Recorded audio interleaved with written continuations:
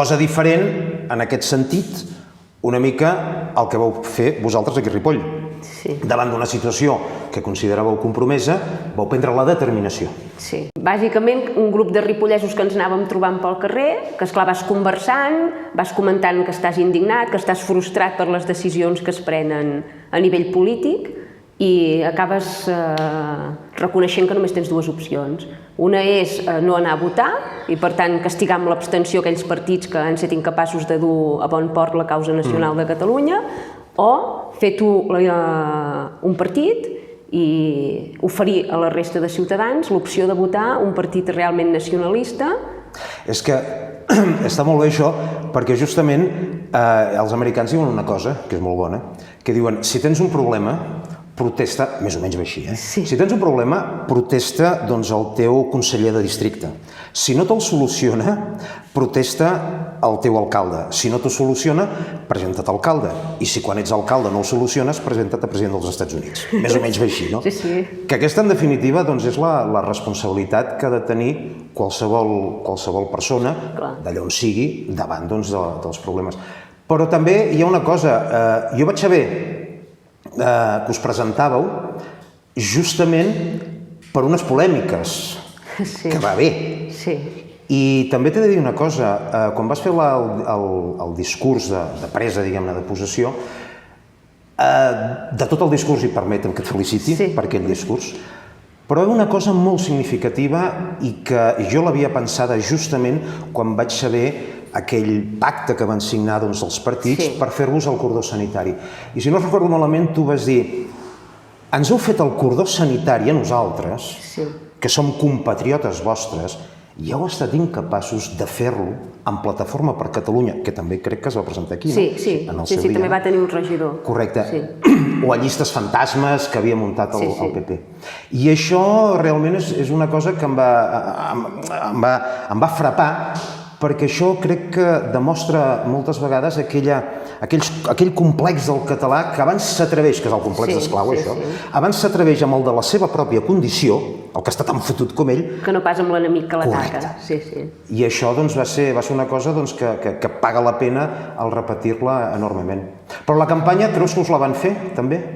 Més aviat no ens la van deixar fer, perquè cada cop que volíem fer un acte de presentació es presentava la CUP amb tota una sèrie de persones, picant vidres, insultant, increpant... Van arribar a dir que s'havia de cremar el monestir? Sí, és verídic, és verídic. Les persones que hi havia a fora cridaven això, el que heu de fer és cremar el monestir. Cremar el monestir? Sí, aquest era el nivell... No, és que a més, amb el simbolisme que representa el monestir de Ripoll, és que, esclar, és una cosa terrible, perquè en definitiva és cremar Catalunya, això, una mica, no? Les despulles del fundador. Exacte, ni més ni menys. No, però jo t'ho deia això de si us van fer la campanya, perquè, si no tinc mal entès, hi ha hagut gent també que va votar per un sentit de la justícia, perquè veien que el que us estaven fent era una cosa... Sí, va haver molts ripollesos que realment es van sentir indignats per com ens havien tractat, perquè, esclar, ens coneixen de tota la vida, saben perfectament que no som ni feixistes, ni racistes, ni tot el que ens han arribat a dir, i, esclar, ens van quedar realment sorpresos i indignats del tracte que vam rebre. I una pregunta, Sílvia, els famosos atemptats de fa 2 anys, creus que van tenir alguna cosa a veure amb tota la campanya? Home, és evident que commociona, és un fet que, vulguis que no, afecta. El que passa és que jo considero que ja abans dels atemptats aquí hi havia un problema de cohesió social. No hi ha cohesió social. No hi ha cohesió social. És que això s'ha de dir. Sí.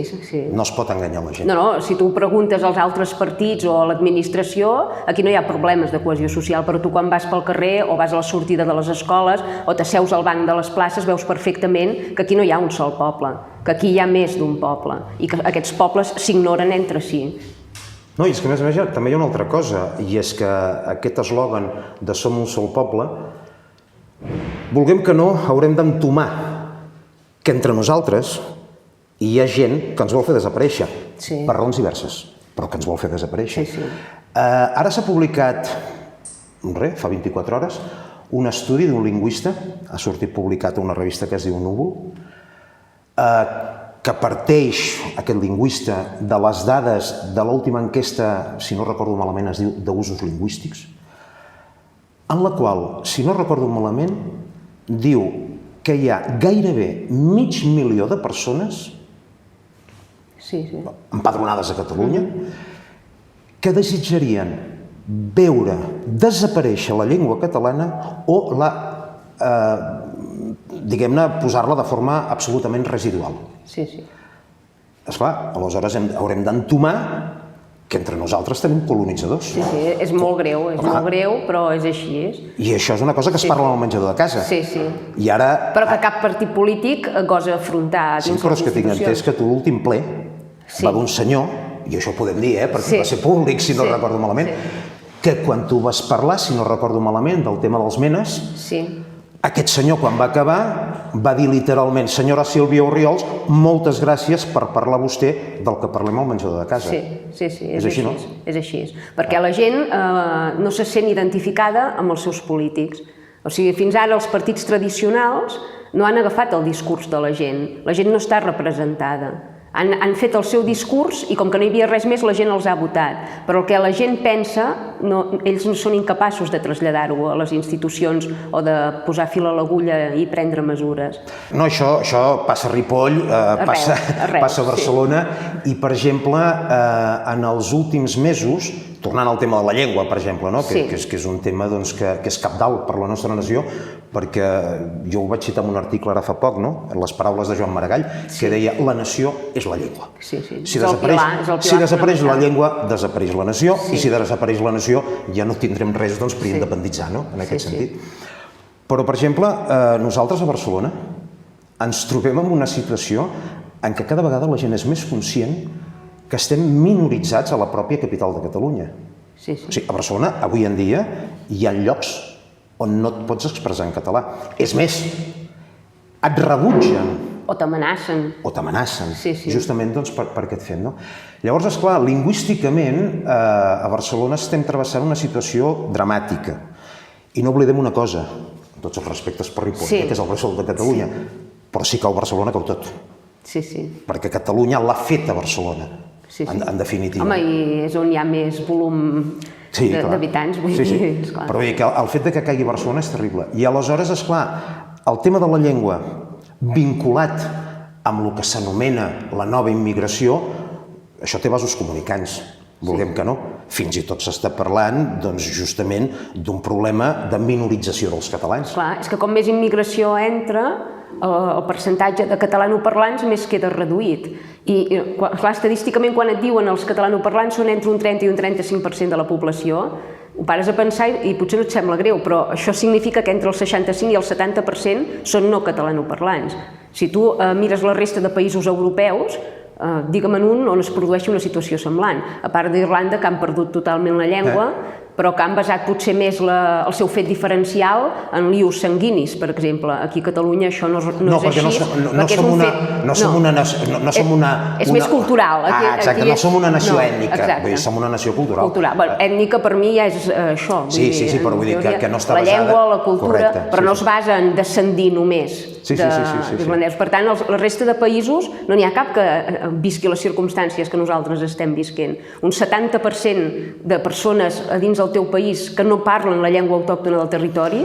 El català s'apaga, com deia aquest estudi. És impossible no anar reculant fins a l'extinció. No, i a més, el que hem de prendre consciència és que per revertir aquesta situació s'haurien de prendre decisions antipàtiques. I dràstiques. I dures, i dràstiques. Jo sempre esmento el fet de Flandes. Els flamencs van salvar la seva llengua només fent una cosa: deixant d'entendre el francès dins els límits de la nació. Sí. Amb la moció que vam presentar nosaltres, només instant a l'Ajuntament a que tot el personal contractat o subcontractat pel mateix Ajuntament tingués l'obligatorietat de parlar en català, tothom va votar-hi en contra. Però aleshores m'estàs dient que a l'Ajuntament de Ripoll no tots els treballadors s'expressen correctament en llengua catalana? Per exemple, quan vam fer la moció, Junts per Catalunya ens la va tombar al·legant que ja hi ha una llei que implica que sigui així. Però 2 minuts més tard ens reconeixia que hi havia hagut casos puntuals en què s'havia incomplert. Per tant, s'ha incomplert la llei. Hi ha hagut persones contractades per l'Ajuntament de Ripoll que no parlen el català. Clar, és que això el que fa, en definitiva, és que ni nosaltres mateixos respectem... Ens creguem, ni nosaltres mateixos ens creguem que el català és imprescindible per viure a Catalunya. Correcte. Com ens han de prendre seriosament els immigrants, per exemple, si ja veuen que nosaltres mateixos a la primera renunciem a la nostra llengua. El que renuncia a la seva pròpia llengua a casa seva pot renunciar a qualsevol cosa. Clar, ja no té credibilitat. Correcte. Sí, sí. Si renuncies a la llengua, naturalment és que pots renunciar a qualsevol cosa. Sí. Llavors, per exemple, hi ha Esquerra Republicana que va justificar tombar aquesta mateixa moció al·legant que no es pot obligar ningú a parlar el català. Home, veiem, jo si me'n vaig a França juraria que els taulells de l'administració francesa una persona per ser italiana no m'atendrà pas en italià. Deu tenir l'obligació, suposo, d'atendre'm en francès. O que cada persona, la nacionalitat que tingui, podrà enrunar lliurement aquella llengua sense saber l'autòctona del país. A mi em sembla que el que estem demanant és normalitat, no pas... Sembla que vulguis imposar dictatorialment una cosa contra natura, i no és així, és que és la normalitat, és la naturalitat del país. Hauria de ser així. Però que és curiós, no?, que un partit com Esquerra Republicana de Catalunya, en teoria, doncs un partit independentista, agafi i tingui els mateixos plantejaments que el Partit Socialista o que el PP. Perquè el Partit Socialista, el PP o Ciutadans, si no ho vaig errat, també diuen que no ha de ser obligatori parlar català, no? No, tots defensen el bilingüisme. O sigui, el català no és imprescindible perquè aquí ningú està obligat a parlar el català. Llibertat individual per davant dels drets de la nació. I mentrestant el català reculant. Què passa amb la llengua? S'acudeix? No. I què diuen els especialistes? Perquè la mateixa moció incloïa el suport al Manifest Koiné, que són un grup d'estudiosos de la llengua catalana que, per tant, hi entenen i van tombar-lo igualment. No estan a favor del Manifest Koiné. És a dir, no hi donen suport. És a dir, acaben actuant igual que a les èpoques més fosques de la Inquisició, on s'anava contra la ciència. Ara, és a dir, això és el mateix que va passar amb l'Església Catòlica i Galileo Galilei. Amb la Terra. O sigui, Galileo, què deia? La Terra rodona. No, anaven contra la ciència. Doncs ens trobem la nostra classe política ara, en aquests moments, que va justament contra la ciència. Contra els lingüistes i els estudiosos. És una cosa sorprenent. És que jo crec que el problema de l'independentisme actual és que ens han venut la independència com una qüestió econòmica, per viure més bé, per tenir més bons serveis, no com una qüestió de recuperació de la dignitat nacional i de la descolonització, de deixar de ser realment una colònia d'Espanya o de França. Ens ho han venut només com una qüestió econòmica, com que hi ha espoli fiscal, que directament és saqueig, però en diuen espoli fiscal, doncs com que hi ha espoli fiscal volem la independència. No volem la independència perquè hi hagi espoli fiscal, volem la independència perquè som una nació humiliada per un estat que ens manté segrestats i que ens debilita cada cop més la llengua, la cultura, que va maldant per minoritzar-nos dins la nostra terra fins que acabem completament extingits. I no oblidem una cosa, que hi ha odi contra Catalunya. Hi ha odi, autèntic odi. I a més, l'odi el tenim al costat. És a dir, hem descobert, amb aquest procés entre cometes, que viu entre nosaltres, que el veí del tercer, si pogués, et faria desaparèixer. Aleshores, clar, què passa aquí? Que el català, com que ell sempre pensa que no hi ha, que no odia ningú, el català no odia. El català, doncs, ell estima, es té la mà, és a dir, té aquest discurs... Diàleg, i aquest discurs, doncs, monista, aquest discurs de parlem-ne, el famós parlem-ne dels catalans, ens podrem entendre. Llavors, clar, com que ell no s'imagina odiant algú, tampoc pensa que hi hagi algú que el pugui dir amb ell. I s'ha donat la paradoxa, precisament, que aquest odi l'ha vist que viu justament entre nosaltres.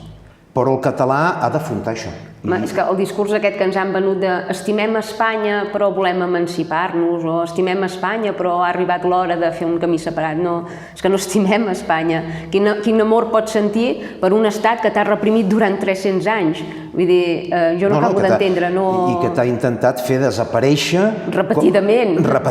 Sempre que n'ha tingut ocasió, i de totes les maneres possibles. Sí, absolutament. Ens han venut que sí, que realment s'eixamplava la base renunciant. Com més renúncies fas, més eixamples la base. I han acabat renunciant a tantes coses que al final el que ha quedat ja no és reconeixible ni com a Catalunya.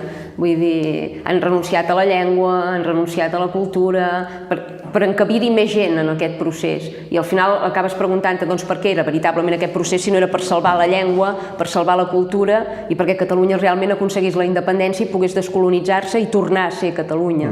Per tant, el relleu polític doncs, és absolutament indispensable. I el Front Nacional de Catalunya pot ser-ho? Tu què penses? Doncs clar, nosaltres quan vam començar havia de ser només una llista municipal. El que passa és que veient el ressò que s'ha fet i persones de tot Catalunya que han contactat amb nosaltres perquè aquest projecte no es quedi només en municipal, sinó que puguem fer-ho a nivell nacional, doncs, esclar, ens il·lusiona poder-ho fer, perquè al capdavall el que volem no és salvar només Ripoll, sinó d'alguna manera protegir i salvar tot Catalunya. El que passa és que hi ha molta gent, això, desenganyada, que crec que està esperant que surti realment un partit nacionalista de debò, que no renunciï al nacionalisme per eixamplar bases, sinó que propugni el nacionalisme per alliberar Catalunya, i nosaltres creiem que hi ha possibilitats. El que passa és que és complicat arribar a la gent perquè, esclar, els mitjans, tot... Però jo crec que una de les coses més difícils s'ha fet, que era justament obrir aquesta escletxa, que cada dia ja va ser una escletxa... Que la gent perdin la por de votar allò en què realment creuen. Sí, perquè t'he de confessar, ara que estem aquí, diguem-ne, parlant de manera tranquil·la i amb una certa confiança, t'he de dir que dins particularment el meu àmbit més proper a nivell polític, et puc assegurar que sí que ha estat una grata sorpresa al poder veure que algú, en aquest cas tu, com a regidora del Front Nacional de Catalunya, feia servir aquest discurs patriòtic, obert, i assenyalant, a més, assenyalant i fiscalitzant actituds que han portat a Catalunya en aquesta situació. I això té molt de futur. De fet, et diria una cosa, és el futur. I com que jo hi crec en el futur de Catalunya, evidentment, t'ho dic obertament, ja estic amb el Front Nacional de Catalunya, ja estic, en el sentit que estic absolutament convençut que, com jo, hi haurà molta altra gent que passarà a formar part d'aquest projecte.